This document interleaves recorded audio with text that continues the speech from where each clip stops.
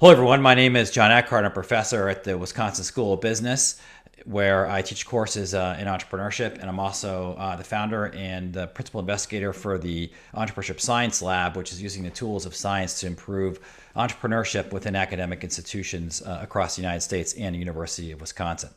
I'm here with Aaron Kennedy. Aaron Kennedy has had an outstanding career in branding and also new product development in some of the most well-known brands in the country and on the planet, including Coca-Cola, the Limited Company, and Pepsi Cola, and also has had a very successful career as an innovator, both in very large companies and also in the startup sphere. For example, at Oscar Mayer, he helped bring Lunchables to us. And I actually was a very large consumer of Lunchables when I was in the military. So you definitely did a great job of feeding me then. And also has been an outstanding, very successful entrepreneur. He's the founder of the category-defining restaurant chain Noodles Company, which now has reached at least 450 locations across the United States, which he started at the very beginning and was involved with that until 2008. And so we're very lucky to have Aaron Kennedy with us here today. And the purpose of our conversation is to discuss Steve Blank and Bob Dorf's book, The Startup Owner's Manual, which is billed as the step-by-step guide for building a great company. And we're going to dive into the first chapter, which really is a discussion about the different approaches that larger companies and startup companies take towards innovation. So Aaron is obviously a fantastic person here to have this conversation with because he's really excelled in innovating in both contexts. So Aaron, thank you for joining us today. It's great to be here, John. It's good to see you again. And before I dive into this, if you could share with us a little bit about what are you doing right now?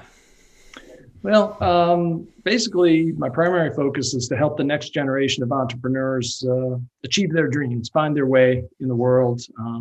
So I do that in two different ways. I serve on corporate boards of directors, serve on four of those, and I also serve as entrepreneur in residence at Titletown Tech in Green Bay, which is a venture studio founded by the Green Bay Packers, and Microsoft. And we have about 50,000 square feet up there, and we invest in companies, and some of which reside right there in our building. And I get to help hands-on, and others, as of course these days, we're often helping people virtually. So that's what I do. That's fantastic. And I think there's been some recent developments up there at Titletown Tech with a new venture fund that was recently announced. Can you share with us a little bit about that? Yeah, that's the Equity League, which was really a focus and an important part of this broader goal to stimulate the economy across the region. But the Equity League is specifically focused on minority founders.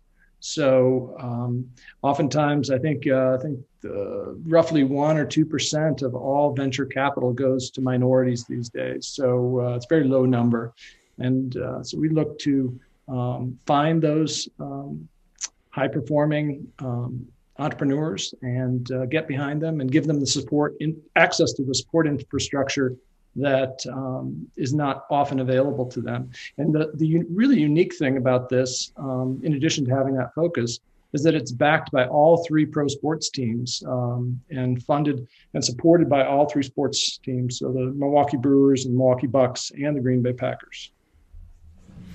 I couldn't be more excited about that venture fund. One of the things that we found through our research is that women and minorities are much less likely than men to express an interest in entrepreneurship, even at the earliest stages of their college careers, which is sort of much earlier than sort of the venture capital process, which typically comes later in an entrepreneur's career. And so we've started working on some evidence-based interventions at Wisconsin to kind of pilot them and hopefully roll them out at other universities. But on the back end, in the end, if we're successful, these entrepreneurs are going to need financing and places to go. So we're super excited about these new developments at Titletown Tech, and I could have been more excited when I read that press release. Well, we're definitely looking forward to collaborating with the university system, of course, in particular, because we think that'll be a great source for entrepreneurs. Excellent. So great news all around. So let's dive into this chapter. And so the chapter here to talk about today is really at the beginning of the book. It's chapter 1. and it really sets the stage for this customer-centric model of entrepreneurship that Steve Blank really pioneered, and Bob Dorf, with his experience in venture capital, worked with him on this book. And they really initiate by making a distinction and describing some of the differences between what it's like to innovate from within a large company and versus what it's like to innovate within the startup context. And the kind of innovation they're talking about are new products and services that somebody else is consuming, whether it's a consumer or another company. They're not so much talking about process innovations like inside a company. And so I just wanted to start by asking you, like, from your experiences, what's different about being an innovator in a large company versus a startup? Well, I would say the biggest difference is resources of all sorts, people, know-how, and capital. When I started at Oscar Mayer Foods, when I was in graduate school in Madison, I started in the new product development department. So we were all about developing, new concepts, new food alternatives to meet the consumer needs. And there was an extremely disciplined process for developing those concepts, and more importantly, though, for evolving them into and optimizing them into a viable product for the market. So it was incredibly helpful for me to have that exposure. Most entrepreneurs don't get that deep into the weeds, step-by-step process that I got with Lunchables, working with it was about a 12-person team, which included R&D and marketing and product development and, all the different functions. But to have gone through that process at Oscar Mayer and seen what it should look like in a corporate environment, and then take that and start my own business with no resources, no people, but at least I knew something about the process. And I think that there are different techniques that do need to be deployed, which the book refers to when you're an entrepreneur starting from scratch. You have more obstacles, more barriers to entry. But some of the core things are comparable, which is that core thing is making sure that you have an incredibly compelling product offering that consumers are going to want to pay for. Got it. I understand. And so we're going to get to in a little bit about how one might find that, essentially, this compelling product offering. But to kind of dive into in a second here into what they were talking about as far as the inside the internal company innovation model, Blank and Dorf described this waterfall model, where it really starts with, I think my understanding of it is that it starts with some goal or notion or vision of what people want to implement, what this new product will be. And then across two figures, there's like figure 1.1 and 1.2 on pages 3 and 5. They sort of talk about how you get from this conception about what this thing might look like to the actual first version of this product that you go out and sell. And sort of their concise summary of it is that there is some concept or a seed, or you come up with this idea of what it's like. You develop the product, there's a testing phase, and then you launch and you ship it. And they talk about it as sort of being driven by these 5 buckets. There are some requirements that are established.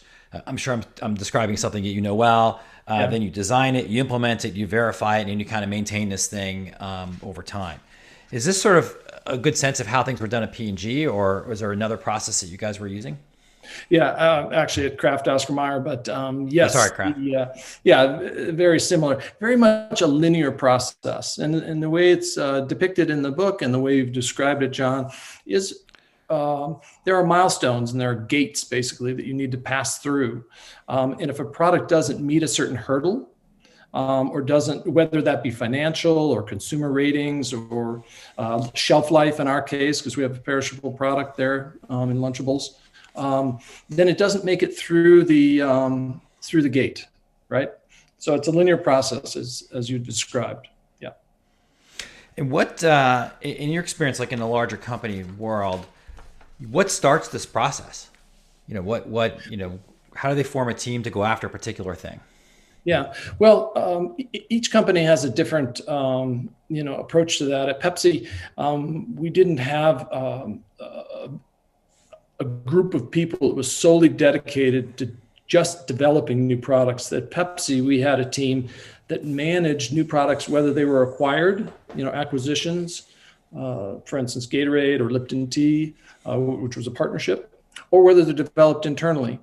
And one of the things that's difficult at companies is developing products. They're just massive organizations are oftentimes not the best place to come up with the creative seed. But once the creative seed and the concept's been developed, those companies are extremely good at moving things through an optimization process, as you've just described. Okay, but the concept is oftentimes the real challenge for these companies. But let's go back to the core of your question, which is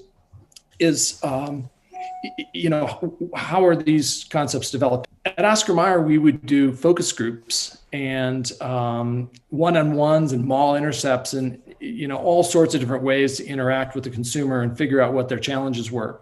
And with Lunchables, what we found, what was the impetus for Lunchables was we learned that moms would describe their morning routine. They're trying to get breakfast on the table. They're trying to get dressed for work and out the door. They're trying to get the, dad out the door, the husband out the door. And it's just a frenzy. And there's no time to get your child a decent lunch. So they're either handing them cash and who knows what ding dongs and Twinkies and, poor quality nutrition is going to be purchased with that. What they really wanted was to be able to send their kids out the door with high quality nutrition. And so we're thinking, well, we have the basis for that. We have ham and turkey, and we have quite a number of core products. But we didn't know anything about crackers, and we really didn't know much about cheese either. But the impetus was solving this problem for mom. Got it. And one of the things that kind of I feel is that large companies do drive a very large amount of innovation. And that one of the things that that Blank and Dorf really struggle with, or they describe that entrepreneurs really struggle with, and innovators in general, is this sort of fidelity with the marketplace. Like, how do we know which projects we should start, and how do we make sure that these projects, once they're started, that they're remaining tied to what customers' needs and wants would be like? Yeah. And the book is really about how an entrepreneur should approach this problem. But I think you mentioned it a little bit in your answer before. But to be precise about it, like, how does a large organization, an innovative organization like Oscar Mayer as an example, how do they make sure that they have that fidelity with the marketplace? Is it like focus groups? Is it kind of experiences? Like, what's how do they get around that problem?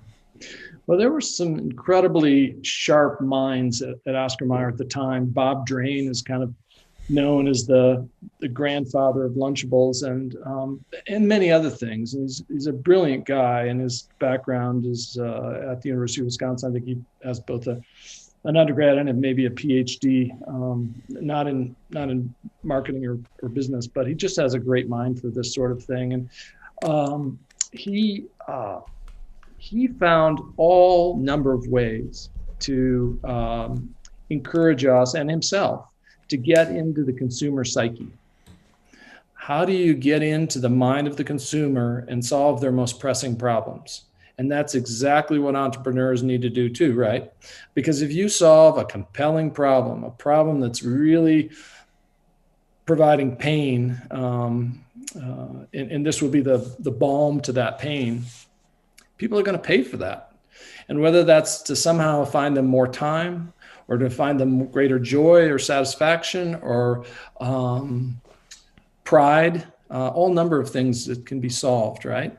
And products that you might have thought of when I'm going through those words that solve those kinds of problems. But we would use observational research, where we would all just individually, head out into supermarkets. We'd do in-home research. We'd go into people's homes and we'd have them take us through the refrigerator, and we would sit there in their kitchen while they made, breakfast or whatever it was for their kids. And we'd watch how it all unfolded, because we did have breakfast products, lunch products, and fewer dinner products, but we had some. We had a barbecued rib in a bag product, big half rack or full rack of ribs. Anyway, we had all three dinner parts. But of course, we also did plenty of focus groups. And as I mentioned earlier, mall intercepts. But it was a constant staying in front of the consumers all over the nation We would do this research in Dallas and Los Angeles and Seattle and Boston. And, we were a little Wisconsin company, $2 billion company at that time. But we were all over the nation doing this research, Nashville, Tampa, and looking at regional differences and lifestyle differences, taste differences, price sensitivity differences. And we had these resources. As I'm describing all this, as you can imagine, if you're an entrepreneur, you've come up with an idea or you want to come up with an idea, it's just you. And you're living in wherever you're living, and you have the driving distance around you maybe to do research, but you've got to invest real money if you want to go and do some national research and create a product that really matters for the whole US or beyond that. One thing that you often hear on the street, at least from the kind of entrepreneur's perspective, and then frankly, when I'm talking to some people that work in larger companies, is that they describe this sort of inertia that, even when innovating, that the larger companies tend to move more slowly. Is that your sense of things? And do you think that's like inherent in a large company? Or is your view that no, you're just listening to somebody that's working for a larger company that doesn't know what they're doing, and actually that a large company can be just as nimble? Well, I think it's a matter of degree. So yes, some companies can and do move much quicker. Depends on their philosophy. I think when I say that, I mean, at Oscar Mayer and the craft world, we really never wanted to launch a product that we weren't absolutely sure was going to be successful. So the gestation period of something to create that level of certainty is much longer. But there were and are companies today that are just fine throwing things out there. They have a relationship with their retailers, or they have a relationship with the marketplace that understands that, hey, we give things a shot. We're super innovative. We're going to throw things out there. We're going to go with the ones that work, and we'll just quickly kill the ones that don't. So it's really a philosophical thing. But I still don't think that most enormous companies can move through the bureaucratic channels to get approvals for the investment that's required and the potential customer harm or trade channel harm that can come from failures. Because we were worried about trade channel harm. If you roll out multiple products to the retail market, grocery stores and such, that fail, they're going to stop believing in you, and they're going to stop allocating space to you in the grocery store shelves. So we never wanted to get into that situation. So we had very high level of certainty requirement, which slowed things down. So maybe there's some reputational effects that a startup doesn't really face because they're starting out from scratch that are enable them to be a little bit more innovative, and maybe a little bit of concerns about cannibalization a little bit also. Well, there's definitely that, John, but also the decision-making hierarchy is immediate. It's like, do I think that's a good idea? I approve that idea. Yes, that is a good idea. I'm going to go forward, versus, 6 levels, getting all the way up to the CEO in some cases for approval of a $20 million production facility for Lunchables, which was completely different than anything we'd ever made before. And, that takes time to work through those. You have the whole financial modeling that has to happen. You have to have shelf life proving. You have to have different production tools that have ever been used before, because nobody had ever made a product like that with multiple different shelf life ingredient cross-contamination issues, et cetera. It's a little bit mind-boggling. But first and foremost, the decision-making process is so much faster when you're an entrepreneur, especially if you only have you and 2 others, 3 others. You can round up everybody within an hour and get approval. Yeah, we got approval. Let's go. For good or for worse, right? I mean, exactly. There's less of a barrier and a bad idea. So let's talk about Noodles Company and how you innovated in that context. So can you talk us through where you came up with the initial idea, what your approval process was, maybe for yourself, and what it was like at the very beginning? Well, in the very beginning of Noodles Company, when I was struck with the idea walking down Hudson Street in New York City, saw Marnie's Asian noodle shop and went in there and thought the world of this little Asian noodle shop. And just walking down the sidewalk 40 minutes later, it hit me that people all over the world grew up eating pasta and noodle dishes from around the world. And at that time, the only way to get something fast to eat in the early to mid 90s was fast food. And so the two issues that I saw was, the two that I was approaching included, how do we get people high quality food fast? And why don't we also solve that problem with the world's first global noodle shop, where you can get the best top 10, top 12 noodle dishes on one menu.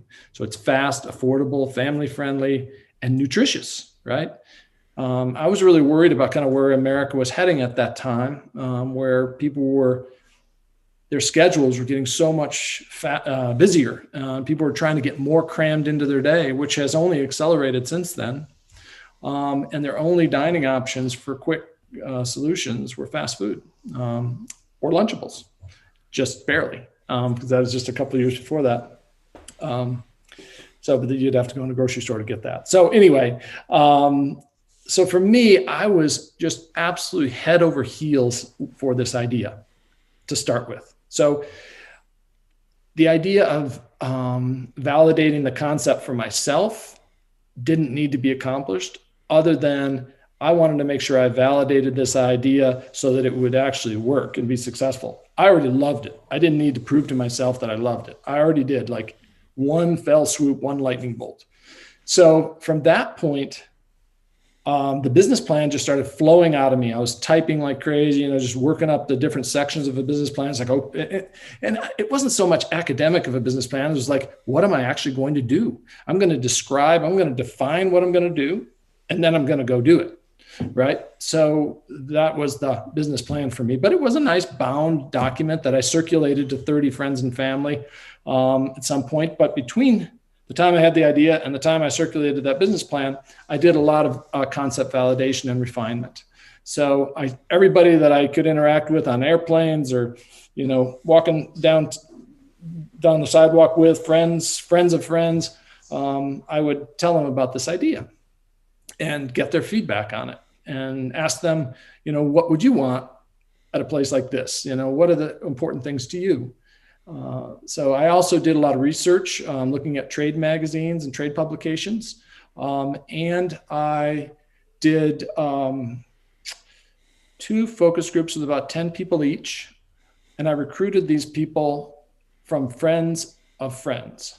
So they weren't people that knew me directly, because I thought that those people are just going to tell me what I wanted to hear. So in sort of phase 2 of my research, phase 1 was just anybody that I could interact with, including friends and family. Phase 2 was reaching a next group of people that didn't know me and exposing them to the concept, to name options, to menu options, to pricing alternatives, all the different functional characteristics of the business, and gathering feedback and recording those sessions so I could go back and make sure that I really heard it correctly, right? Because when you hear it in your ear and you're trying to moderate, I was moderating these. Thank goodness I had a University of Wisconsin graduate degree in marketing and marketing research. But I was moderating and I had my little whiteboards there and taking feedback, and I had all kinds of stimulus to show them. And anyway, eventually evolved it until I was ready to circulate the business plan and raise some capital, and raised $200,000 from friends and family. So 23 or 24 of those people of the 30 that I sent the business plan to sent in checks. So then it was time to go to work, and I had done all kinds of real estate research. That's another dimension of the restaurant industry that makes it more challenging than just a consumer packaged good.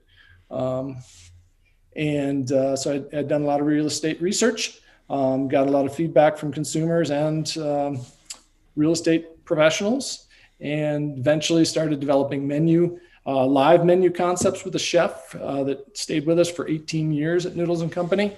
Got consumer feedback on those before we opened, and eventually got the doors open. But it wasn't without validating with hundreds of people different elements of the business. Again, whether it's the taste, the portion size, the price, the bowl that it went in, just everything about it. This sounds very different, the process that you're describing here, from somebody that opens up a restaurant because they're passionate about like hot dogs or noodles or something. And Yeah. then, they start doing well and then suddenly like then they start growing. I mean, it sounds like from the very beginning that you were executing a very methodical, very disciplined process, I should say, Yeah. to solve a set of problems. And what was the goal in the end? Was the goal in the end that you wanted to have like hundreds of restaurants, or what was why the particular approach that you took here? I'm glad you asked that because I think this is one of the items that really distinguished us from other startup restaurant concepts and other businesses. We had a very clear vision, and I said this little statement that I'm going to share with you in a second. I have said it 50,000 times, is my guess. So here's what we set out to do, John: to prove the validity of the global noodle shop concept and maximize early stage value by building 20 to 40 restaurants across 4 to 5 cities within 7 years. Done. That was it. That was my elevator pitch. And how long did it take for you to come up with that pitch? You know, so much of the, well, for one thing, this is quite a long time ago now, right? This is 27 years ago. But so much of it just was throwing yourself into the entrepreneurship pool, just tossing yourself into it, and just completely immersing yourself in the concept. And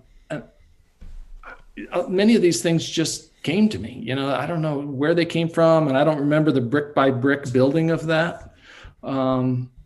And we had all kinds of mantras that we developed over time at Noodles Company that were the same kind of thing. They'd come to you. Like I remember at the west side of Madison was our third location. We were opening it, and we weren't quite open yet, but we were training a new staff there, and we were, mistakes were happening in the kitchen, one thing and another. It's like, look, everybody gather around. Stop the sautés, stop the cashiers, gather around. Look, we need to do this right. Every guest, every bowl, every time. And I don't know where that came from. And granted, that's only 6 words, but so it's not like sheer genius, but it's not a tome, but it just came to me and it stuck, from 1997, March of 1997, when I said that, and we still say that at Noodles and Company 27 years later. And I shouldn't say we, because I'm not with the business anymore. I've hand the reins off 10 years ago, but anyway. What I like about the earlier statement that you said is that, or that you provided, is that it's certainly motivating. We're going to have a certain number of restaurants in a certain number of year in a certain category, noodles. But at the same time, it wasn't constraining. At least to me, when I heard it, it was basically, we're going to go do this, but like, how are we going to do it? Was still kind of left to be invented, at least in my mind, in a way that's very exciting. So it's not as if like, it sounds like, at least from what I heard in the statement, was it's not like you had to have all the answers. You had a kind of a framework to get the team going and to get people motivated. But it's not like on day one you knew exactly who the customers were going to be and what dishes were going to be served. Like none of that wasn't part of the motivating statement, at least that I heard. Do you like concur with that interpretation? I really do. And as a matter of fact, that sort of leads me to another component of our success, I think, which was we always believed that we could be better tomorrow than we were today. And it wasn't like this idea, it wasn't words like continuous improvement, which were popular back then. But it was this concept of a purposeful migration to the bullseye, and realizing that it was our obligation to fulfill the full potential of this concept, which was immense. I mean, one of the newspaper articles, I think actually was one from Wisconsin, that said, Noodles and Company is a hands down, beat the band, gold medal, go for the gusto winner. The concept is, but the food comes up limp, I think is the rest of that headline. And that was true in that first year for sure. But we were never, the type of entrepreneurs and team that would stick to an idea and stick to a solution no matter what feedback we were getting, because there are entrepreneurs that are like that. They're just very headstrong, and it's like, nope, the color's going to be orange and it's going to be square and it's never going to be round and it's never going to be blue. That was not us. We were like migrating. We had our core principles. We wanted, natural food and healthful food and calorie conscious food, and all these kinds of principles that we had about nutrition and high quality nutrition. But we were always open to listen to anyone in the organization or any customer of any age, whether it was a 2-year-old telling us the mac and cheese wasn't cheesy enough or whatever. We were listening to our customer. So that's a great segue to the next question I have for you. Next part of the conversation is that in this chapter, they provide or they list the 9 deadly sins of new product development. Oh yeah. I'm just going to read them, and then we can talk about them a little bit. So the first one is assuming I know what the customer wants. The second is the I know what features to build flaw. The third is a focus on the launch date, and that really is a comment on his concern. And a lot of times companies or innovators are launching something before they know what the customer wants. Yeah. Number 4 is an emphasis on execution instead of hypothesis testing, learning, and execution, which is how they describe search for market in the book. Number 5 is traditional business plans presume no trial and no errors. And this is really a comment towards the kind of more traditional approach towards entrepreneurship, which was I'm going to write a business plan and then I'm going to execute this plan. Mm-hmm. And they kind of favor a different approach in the book, which is let me kind of figure out what the market wants and then I'll build my execution plan. Yeah. Number 6 is confusing traditional job titles with what a startup needs to accomplish. I've got a lot of questions about this one for you, so we'll definitely get back to that one. Number 7, sales and marketing executing to a plan. And this is really, again, like this whole theme here where you need to know what the market wants before you start executing. And I think that these authors observed a lot of entrepreneurs sort of executing a sales and marketing plan before, the customer segments were figured out and what the customers really wanted. And there was then a disconnect, arises later. Yeah. Number 8 is a presumption of success leads to premature scaling. And number 9, management by crisis leads to a death spiral, which they describe in the chapter. So across these 9, I just wanted to ask you, would you first off want to add to that? And second, are these any in particular that really resonate with you? Well, yeah, there are probably some that I would add that would be mostly about ego, where the ego sort of leads the entrepreneur astray. Yeah.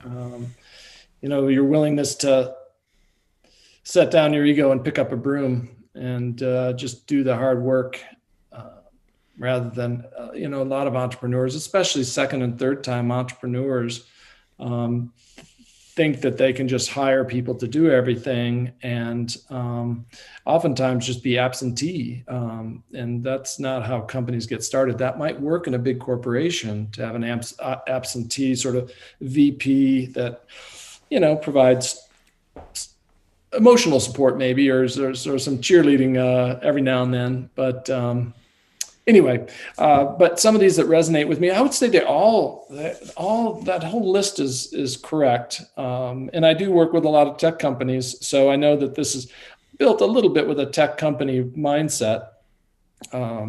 So those all resonate with me. But starting at the top, that first one, if you read that one again, was a good place to start, I think. So assuming I know what the customer wants, but before I jump into that one, the one you added to the list was about a willingness to do pretty much everything. I'm sure when you jumped into the Noodles Company that you didn't necessarily know that ahead of time that you're going to be bailing water out of a basement as part of your CEO duties. But that's a good story to share with the audience. How'd you end up bailing water? Right. Well, we were bailing water figuratively and literally, John. So we were almost, 8 months into Noodles Company having open operations. So we opened in October in Cherry Creek North in a sort of top tier retail area in Denver. And our second location 6 months later in Madison on State Street, where there's like a football game let out all day long. And we did gangbuster revenue the first week or two or three maybe in both those locations. But in March, let's just focus on the water bailing. Our revenue started to taper off as a combination of a couple of factors, but in general, we just were not executing well enough. Doing a menu like we were doing in a complex 3-story building, which we took over this 1800s building on the corner of State and Johnson. It was just immensely complex, and we were struggling at every turn. Cleanliness, food quality, service times, just staffing, everything that could go wrong was sort of going wrong. And then June hit. In June of 1996 in Madison, Wisconsin, it rained every day. And we had already planned to have this group gather together that were sort of loosely affiliated with Noodles Company at the time, our architect, our graphic designer, our chef, that all these people had full-time jobs elsewhere. And along with the people who were operating the restaurants, the general managers, and the real estate person, Tom Wigan, who helped us get that one open and has been instrumental in the business and my longtime friend for some 35 years or something. Anyway, so it's raining every day. We're bringing this group together in late June. We're going to go to Chicago in a little van and tour Asian noodle shops and learn something about the process and ingredients and a number of things that we thought we could get better at. We were going to basically do visual research, just like we had talked about before at Oscar Mayer, but we're doing that here, right? We're going right into these operations. We're looking at what the consumers are ordering. We're looking at the prices that are charged, what ingredients are being used, what process is being used for sauteing, all these kinds of elements that we're struggling with. We did that, and we drove back up to Madison that evening, by the time we were done. We went upstairs into the upstairs dining room with a group of 7 or 8 of us, and we asked the team, the staff, the general manager of that unit, if they might bring each item on the menu one at a time, start at the top. And really, it was sort of one bad food experience after the next. And by the time we get to about the 5th or 6th item on the menu, we're all sort of thinking, "Woo, this is not looking too good here for our execution." And staff member comes running up the back steps screaming, "There's water gushing into the basement." And so we all kind of look at each other quickly, startled, and we jump up and we rush down those back wooden steps and all the way down into the basement level. Again, it's a 3-story building. And in fact, in a big crevice in the stone basement of this dank stone basement in this building, water was in fact gushing right out of the wall like a hose and spraying onto the floor, and it was already 1.5 inches deep. So we used those Slim Jim garbage cans, right? And we kind of improvised as how to kind of scoop the water up and pour it into some vessels that would be carried up the steps and out the back door and poured downstream from where we thought it might be coming in. About 10 years later, we actually found out it was coming in on the roof, but that's a whole story for another day. But anyway, an hour later, the rain stopped, the water stopped coming in, the gushing in the basement. And we had cleaned it all up, and we're just finished with the last bucket out. I could look around the 7 people standing in this wet basement, and I could just feel them thinking they're going to slowly step away from this Noodles and Company thing before anyone really realizes they were ever associated with it. Right? They're gonna part ways, and they're never coming back. And these junctures as an entrepreneur are the ones that they're the greatest opportunity to test your leadership skills. And as any entrepreneurs that are listening to this can probably relate to this moment of their own making, right? Where you see you're losing your core team. So I gathered everybody up and I said, let's go back all the way up to the upper dining room where we left off. And let's have a heart-to-heart about what we need to do. And we built a list of 15 things collaboratively. We talked it all over, and we had the whiteboard again, the not whiteboard, but it was those Post-it note things, right? And we listed 15 things, and we put accountability and a timeline for each one of them. And so Tom and I were responsible for repainting this entire restaurant from this sort of off-white color that was very sterile feeling at night to the earth tones that people came to know us for in the years following that. And he and I were in there 2 nights later after closing hours and the night after that and the night after that, repainting the entire restaurant basically overnight. As an example of one of the 15 things that we were going to do is warm up the restaurants, bring in wood tabletops and that kind of thing. So we were losing those 2 restaurants were each losing about sort of $8,000 to $10,000 a month at that point. So we were financially underwater, and we were barely going to survive this. And we nearly drowned right there in that basement that day, especially if that team would have walked away from the business and not stayed with me shoulder to shoulder the way they did. So a defining moment for you in the crisis, and I'll add to my memory of that is not only bailing water, but also buckets of paint and painting walls. So that's part of your duties as a CEO. So back to the 9 deadly sins. I think one of the ones that resonated with you right off the top was assuming I know what the customer wants. Yeah. Do you have any thoughts to share about that? Yeah, well, I see it all the time. I see it up at Titletown Tech when we see entrepreneurs coming in and pitching us on, what seems like a pretty valid idea, kind of resonates with us. That sounds like a real problem. And then we start to talk to them about how they've validated, product market fit. And some jump right in and say, yes, we've been over these 2 companies and we validated that this need was there. And then we went back to them with the solution and a beta, and they're sort of using it. And so we're hearing the right kind of thing, right? But many others, they just stop and like,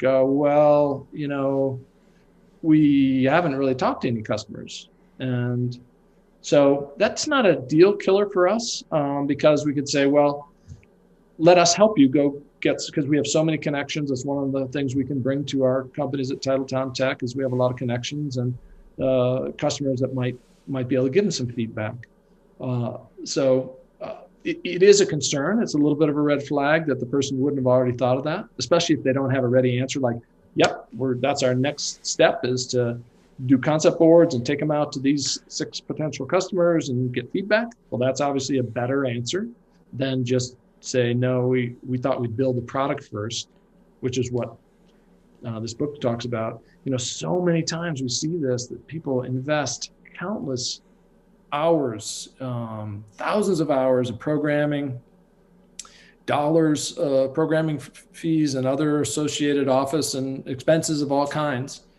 We see that they've invested, hundreds of thousands, maybe more, and they haven't heard from the customer yet. And oftentimes, if we stay with those conversations, we'll find that much of what they've developed is going to need to be changed and code is going to need to be scrapped. And that's sad to see because they've lost time. Somebody else is thinking of the same idea. The world, you're not the only one with the idea. If that idea is out there, you're not the only one with it, right? So you've lost time in the race to get that product to market, and you've spent a lot of money, probably wasted money, unless it's been guided by customer feedback. That really does, your answer there really speaks to a couple of the items on the list here, assuming what they want. And then I know what features to build flaw, you touched on that as well. There's one thing here, this focus on the launch date. Do you see that where you see, a disciplined entrepreneur that says, hey, like we're going to launch on a certain day of this product, and that focus on a launch date leads to a lot of problems because they're not focusing on what they need to know before they're ready to set a launch date? Or do you think about this differently? Well, I actually think there are 2 sides to that. The perfectionist entrepreneur. So think about, again, much of this comes back to the character of the entrepreneur and how they approach things. The perfectionist entrepreneur will probably not set a launch date, or if they do, they're going to move it 10 times because they don't want to go to market until they've tweaked this thing right to they've got every last grain of salt put in place on this dish, right? And so we have seen this type of entrepreneur that just is never going to get to market unless somebody pushes them into the pool, right? Somebody's got to step in there and get them off the dime because and who knows what's going on psychologically in their mind. Maybe it is the perfection of the product, but maybe it is fear of rejection or whatever it might be in the marketplace.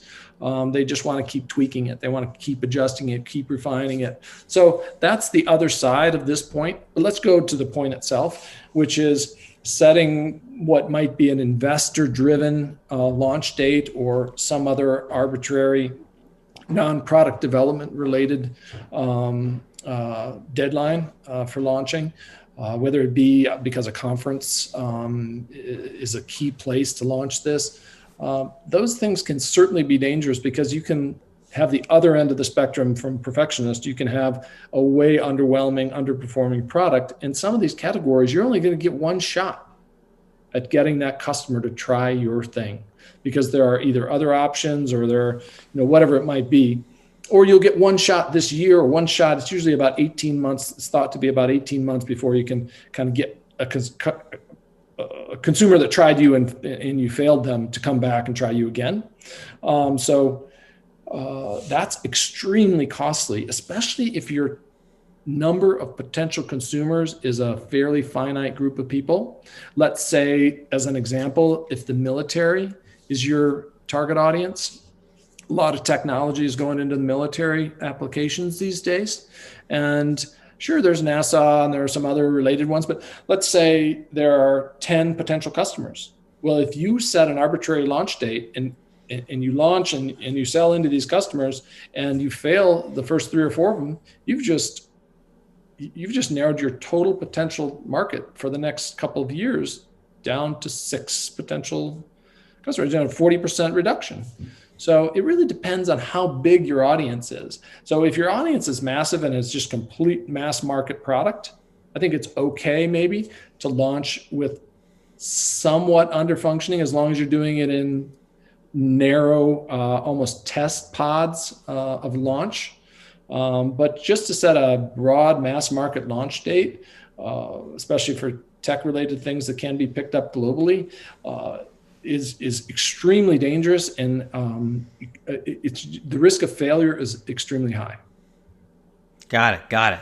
And then there's this, part of what your answer there, where you talked about, this always engineering instead of launching something is, it kind of relates to like the novelist that never submits their book to the publisher. At some point, you need to expose yourself to that vulnerability, and maybe a date can help with that. So just to jump down the list here, one thing that I really think is an important issue here is, but oftentimes not easy to understand, is this point of confusing traditional job titles with what a startup really needs to accomplish. And I frankly see this a lot, where you'll see an entrepreneur that wants to look like they're thinking carefully about how their business will develop. And the goal is always to have, a functioning company that's going to have people in different roles and titles and managing certain domains. But they'll often map that out early. They'll know who they're going to slot into a particular sales role or marketing role, for example. And I think Blank's point in part here is that, look, if you set that at start before you really know the markets you're serving and your consumers and everything else, you're building a structure that might not fit the problems that you're going to be facing and the opportunities you're going to be facing. What are your thoughts on that? Well, I actually suffered a little bit from the opposite. Again, sorry about this, but there are always two sides to each topic, right? So I suffered a little bit from the opposite of that because I hadn't actually run a business before. So I really didn't have a good feel for the extensive organizational structure that would be needed to run 5, or in my case, 20 to 40 units that I was targeting, remember, out of the gate. And so maybe it was beneficial for me because I built it organically, which is the way Blank is suggesting, fill the needs that are pressing in the organization with the talent that is needed for that role at the time. I think that, to summarize his point, might be a decent version of it. Versus, I have seen people, and to some degree, I guess in other startups that I've been involved with, I've seen people say, "Well, we're going to pull so and so in from, Qualcomm for the sales role in the third quarter of 2022, and we're going to pull so and so in from National Geographics to be our marketing person in the first quarter." And I've seen that kind of thing, and in general, I think it's good to know people that could fill roles. So I would say my answer to this would be, it's okay to have an org chart. It's good to have a progressive org chart. Here's where I think I'll be after so Q1 of next year, I think my org chart will look about like this. And then Q1 of the following year, it'll expand to this. And if you have that much foresight to put together an org chart and show the different functions that you think you're going to invest capital in people, I think that can't hurt to put some foresight to it. But to pop people into it is very dangerous. Well, I shouldn't say dangerous. That's not really the right word. It's getting ahead of yourself, because you're probably not really sure what skill set you're going to need when you get there, unless you've built this exact kind of product multiple times before by yourself, autonomously, outside of the support of a corporate structure, right? So for the most part, in the early years of entrepreneurship, you need people that can wear multiple hats. And that salesperson from Qualcomm might be a terrific salesperson, but they might not be really good at much else. They may not have had to recruit and hire and select. Maybe that was done by somebody else at Qualcomm, right? Or whatever, company X. The entrepreneur needs to hire people that revel, that really cherish the wearing of multiple hats and jumping into some other function completely when they're underwater. Picking up the Slim Jim garbage can and scooping out, the basement, or in our case, jumping onto a saute line, or, jumping over and helping construction because we're behind. You know anything about laying tile? I've laid a little tile, by the way, only in one of our restaurants, and I think it held up pretty well. I can't say for sure, but you do what you have to do, and that's the mentality an entrepreneur needs to look for, not just a core skill set that meets a certain org chart box.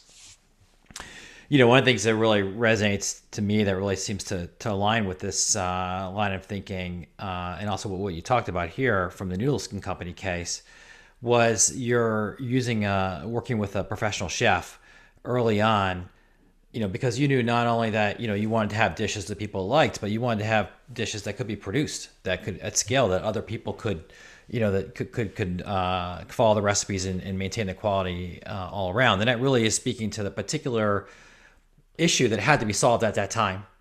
And that was, somebody be able to help you work through those problems, and kind of focusing on, reducing the risk of that and coming up with these recipes. Well, there's a good point on that, John. If I just really could quickly, this is a story I haven't ever really told before. This part of it is what you just alluded to there.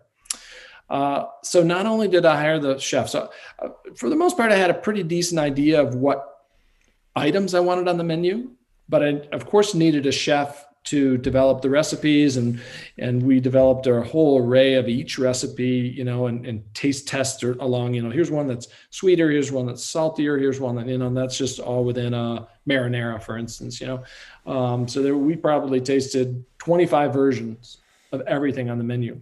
But the operationalizing of it, I actually went to a different person who had was running 20 restaurants, and it was the head of operations for a 20 restaurant chain, and asked him early on to help us figure out how to create a process that could be replicated across multiple restaurants without having chef quality people in every one of them.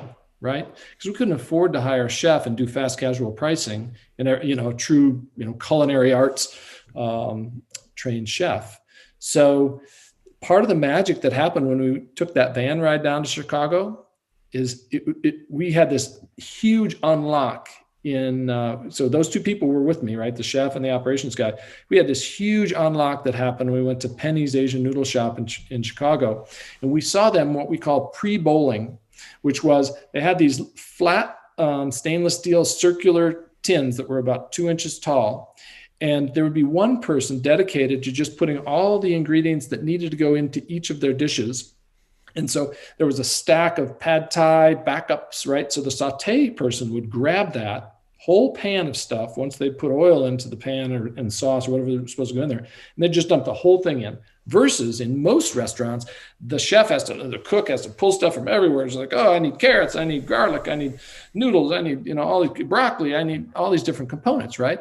So we're like, ooh, pre-bowling, that's brilliant for speed, because you can take a high school person and train them. High school people are incredibly competent, but they have no confidence in the kitchen, right? So you can take a high school person and say, what your role is here is to, weigh out the portions of broccoli and noodles and carrots and garlic and everything that needs to go in each dish, right? Or, whatever goes, the ingredients are for each of the dishes, and have, 5 or 8 pre-bowled pad thais, Japanese pan noodles, Indonesian peanut sautés. Have those ready before the revenue period. We called it ready for revenue. And then the sauteer could also be a far less previously trained chef. We could train a person to do the squirt of pre-portioned oil and the Japanese pan sauce, and then show them how it should be caramelized, and it was much easier to train. And then they would transfer that into a porcelain bowl, and somebody else would garnish it. So on top of this goes the sprouts and the cilantro and the shake of crushed peanuts, and then it goes on to the tray to go to the restaurant. So we broke the job down into small bite-sized components. This was a huge unlock for fast casual. The sector in total, not just Noodles and Company, is to break things down so that you could start with somebody who had absolutely no culinary experience, and they could leave their first day of work feeling successful. That's really interesting, because I've now that I hear you talking about it, I think I've seen this at Chipotle. Yep. You'll see people doing like different roles again and again and again. Like they're just at the grill, or they're just like doing one part of the meal, and then obviously their whole formats kind of lends itself to that with the different buckets, in the menu that's constructed in front of you. But that's a really interesting process improvement. So I know we're coming close to the end of time. I just have 2 more questions for you, if you could humor me. Sure. One question is really, are there any, is there? Well, one question I actually have is that the book really describes the dichotomy between innovation in startup companies, innovation in established companies, and I wanted to ask you if you've seen examples of innovative ways of combining the two, like startup companies working with larger companies in ways where it's kind of beneficial to both. I have seen that. I'm trying to remember where I've seen it. Usually, I'm on the board of directors of the Sterling Rice Group, which is an innovation company. That's what they do. They innovate on new product development and that sort of thing. And quite a number, most of their clients are, massive global food companies that engage them because they have an innovation practice and an entrepreneurial mindset. But your question was specifically about, more of a startup company that would be engaged by a corporation to feed a pipeline of new product development. And I have seen that before a couple of times, and I think it's a decent idea.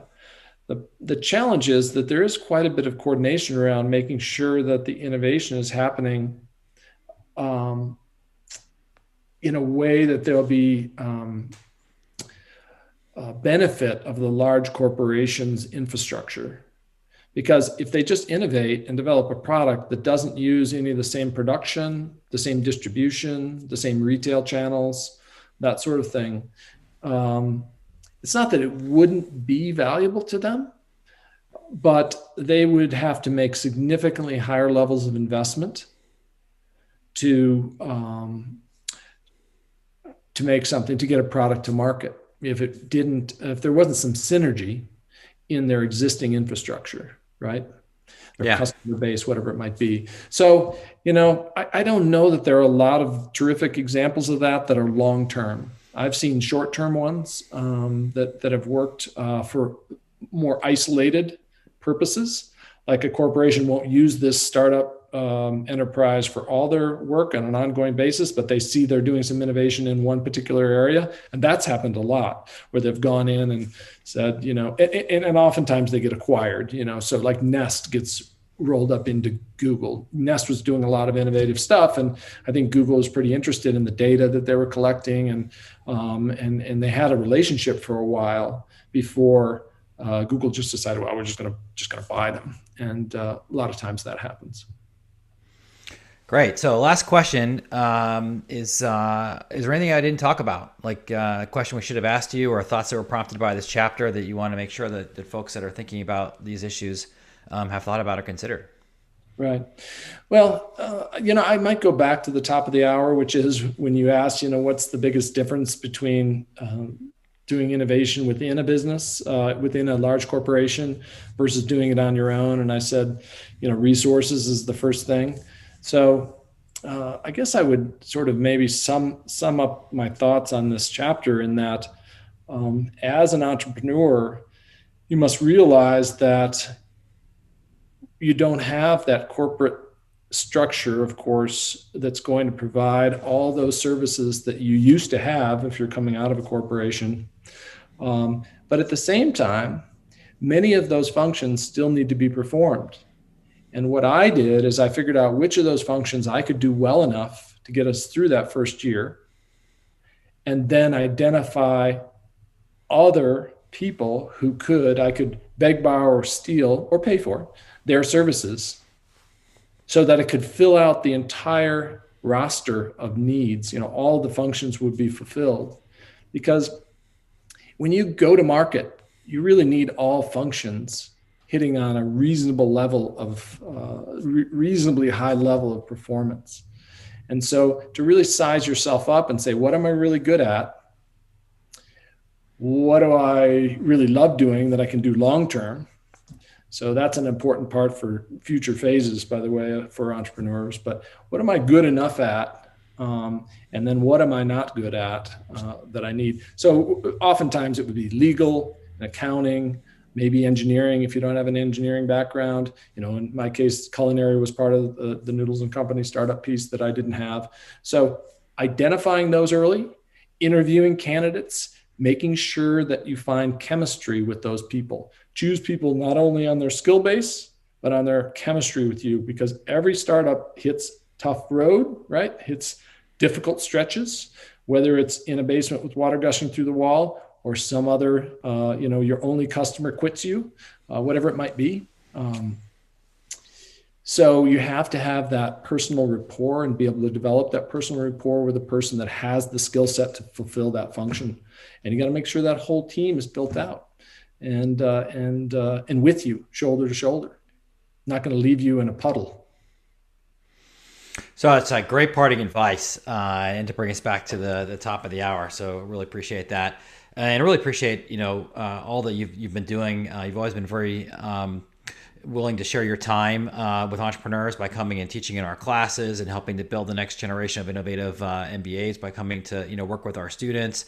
And now your work in Titletown Tech is just really exciting. So thank you very much, and thank you for spending the time with us today.